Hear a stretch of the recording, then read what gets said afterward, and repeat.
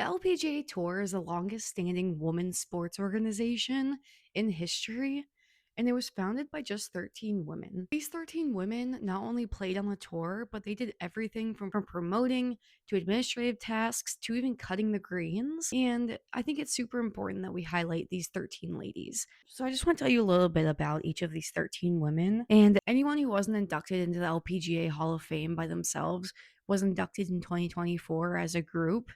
So if you don't hear me say World Golf Hall of Fame, that's why. We're going to start with Alice Bauer. She's from Eureka, South Dakota, and she won the 1942 South Dakota Amateur at just 14 years old. She never won on the LPGA Tour, but had many top 10 finishes and placed fourth in the 1958 US Open and earned $26,000 in her career on tour. She passed away in 2002 in Palm Desert, California. Next is Patty Berg. She's from Minneapolis, Minnesota. She was inducted into the Hall of Fame in 1951 and won 15 major championships and won the Bear Trophy 3 times. One of the most recognizable names, she turned pro in 1940 and she won a bunch of amateur events before turning pro in 1940. And although she did turn pro in 1940, she didn't start playing until 1943 due to a shattered knee from a car accident in 1941.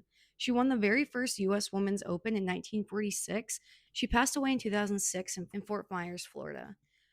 Betty Danoff was from Dallas, Texas. She was known as Mighty Might. She had an amazing amateur career, and in 1947, she ended Babe Zaharias' streak of 17 consecutive tournaments. She won in a one-up victory at the Texas Women's Amateur. Danoff's 3 daughters traveled with her while she played golf, and after the passing of her husband in 1961, she only played in a limited number of tournaments. She was the first grandmother on the LPGA Tour, and she passed away in 2011 in McKinney, Texas. Helen Detweiler from Washington, D.C. She won once on the LPGA Tour, but it happened to be a major. She won the 1958 LPGA Teacher of the Year award and was inducted into the World Golf Hall of Fame in 2024. She attended Trinity College and during this time was the first ever female baseball broadcaster. She served as the vice president of the LPGA Tour when it was founded in 1950. She also served in the Air Force and was only one of 17 women to fly a Boeing B-17 Flying Fortress. Helen passed in 1990 in Palm Springs, California. Marlene Bauer Hagee is from Eureka, South Dakota, and she's actually the sister of Alice Bauer, who we talked about first,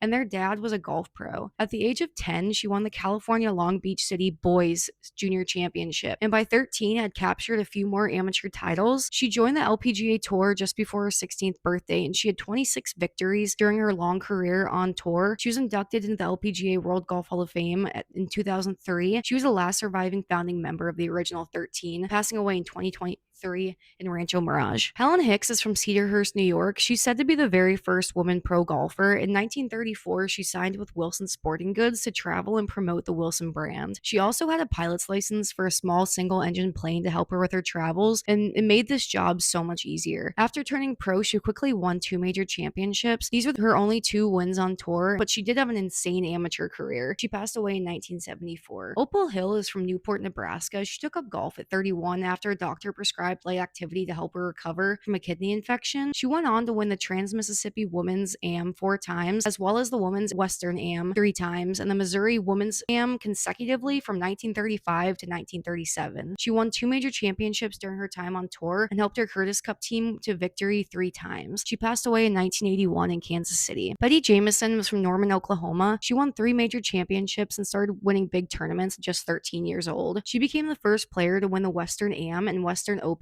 in the same year. In 1945, 2 years after turning pro, she won the Women's US Open with a total score of 295. This made her the first woman player to finish with less than 300 strokes over 72 holes. She came up with a name for the Bear Trophy, which honors the player with the lowest scoring average every year. She was one of the original inductees into the LPGA Hall of Fame in 1967 and passed away in 2009 in Boynton Beach, Florida. Sally Sessions is from Detroit, Michigan. Sally started winning junior events around Michigan young and later tied for second at the Women's US Open before turning pro a year later. Sessions' playing career ended early in 1949 due to struggles with leukemia, which was at the time undiagnosed. She stayed involved and was later one of the first 2 treasurers of the LPGA along with Betty Jamieson. She passed away at just 43 in Detroit, Michigan. Marilyn Smith is from Topeka, Kansas, and she's known as Miss Personality and the LPGA's Goodwill Ambassador. During the early years, she had to figure out a lot of public relations tasks, and she would often hit balls from home plate to the outfield at Major League Baseball events in order to promote the tour Tour. She even once attended a boxing event to encourage fans to come to LPGA events in between rounds.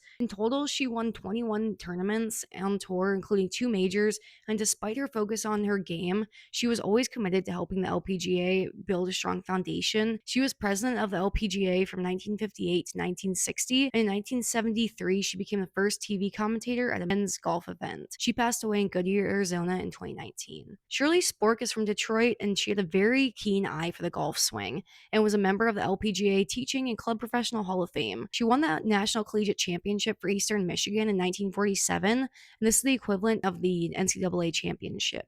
She spent her summer months competing and winter months teaching in the desert. She would entertain the crowds with shots on command and would do clinics for fans everywhere she traveled. She was a custom club maker, teacher, and player, and passed away in Palm Springs in 2022. Louise Suggs is from Atlanta, Georgia.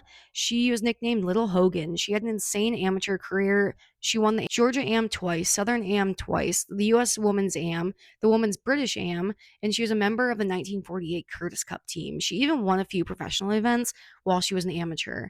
This streak continued when she turned pro, and she won once her rookie year and then won the U.S. Women's Open the next year, beating Babe Zaharias by 14 strokes. She won 8 tournaments, including 5 majors before the LPGA founding, and she's said to have 58 wins and 11 major championships under her belt. Her businessman father and her actually put up the purse for some of the tournaments when the purse was low, and she thought of it as an incentive to earn back her own cash. She was not only an amazing player, she was also a great leader and served as the LPGA president from 1955 to 1957. And last but not least, Babe Zaharias. She's from Port Arthur, Texas, and she was often called the greatest female athlete in history. She did so much more than golf and was actually a track and field Olympic athlete. She got a silver medal in the 1932 Olympics for high jump. She was an All-American basketball player and played baseball. She once hit 5 home runs in one game.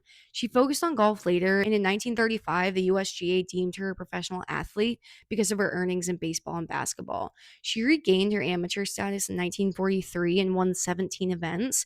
She played on the PGA Tour in 1945 and actually made 2 out of 3 cuts, and she was the first woman to ever make a cut in a men's event.